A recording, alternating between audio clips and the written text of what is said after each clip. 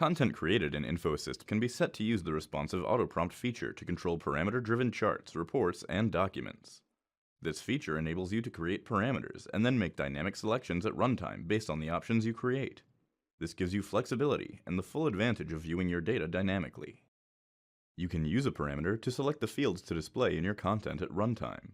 To create a parameter, right-click the field container that you want to control and click New Parameter. A new field container is placed into the query pane within the container that you selected. Simply drag fields from the data pane into this new field container. Repeat this as needed depending on the fields you want to be able to select from at runtime.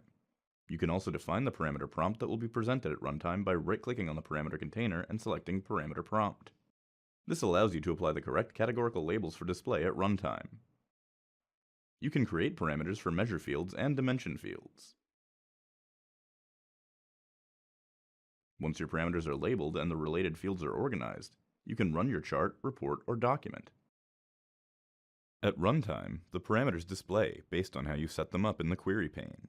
You can now view different aspects of your data using the dynamic selections and parameters you created. Parameters give you control over your data at runtime. Once your parameters are set up, your data is easy to access, allowing you to dynamically navigate it to make quick decisions. To learn more, visit the WebFocus 8205 knowledge base, where you can search all technical topics and videos.